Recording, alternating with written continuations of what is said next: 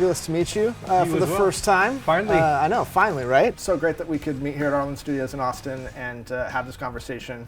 So you're Kurt's brother. What was it like for you to first experience Nirvana? I never experienced it as Kurt's brother. It was always just as a fan. Yeah, their musical vocabulary, their knowledge of music history was really surprising. But the other thing was the sense of humor with all three of them. They were so normal, like they just didn't behave like famous people at all, and they were so silly that you quickly forgot that this was that. As the guitar tech, Kurt is notorious for not treating his instruments well. What did that mean for your job? Did it make it more interesting? It's job security. Yeah. Now, when this guitar was delivered, what did he want done to it? Yeah, so the first thing was we'd put in a full-size humbucker right here. He never used his tremolo bar, so I'd always bolt them down. So there's a big difference in the way that it sounds and it feels when you lock these things down, and it also plays in tune, which he liked being in tune.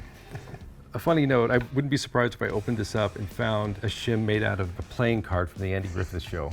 So I had 2 or 3 of them, and I cut them up. And I remember I used to use them for shims for his guitar, and I always kind of thought that was funny because of Floyd the Barber. Yeah. Yellow V in the pick guard that you can really pick up in a lot of the photographs and concert footage, and shows that it's distinct from those other guitars. I remember when I first saw that thinking like, wow, how did that get past quality control?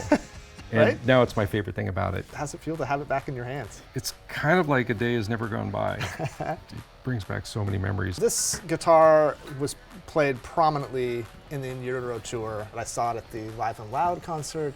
I saw it in their last US performance, which happened to be in Seattle as well. Also played it on their final show in Europe. You had to, fix so many guitars, and Kurt was so unrelenting on his guitars. Did you think this one would last as long as it did? I didn't think it'd make it through the first week. The memory that I'll always have of Kurt on stage, or just Kurt in general, in my mind, is him at the MTV Live and Loud concert in Seattle. And I was at that show, and he's holding that guitar, that specific guitar. And even before I was gifted this guitar by Courtney, that guitar was always in my memory. And then when she handed it to me, it was like, I know that guitar, because that's the memory that I have in my mind of Kurt, is that specific guitar.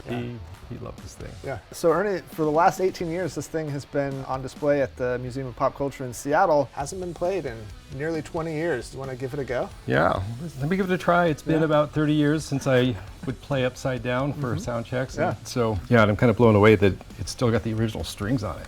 Like, it's crazy. Ernie's Tiny Desk performance. Yeah.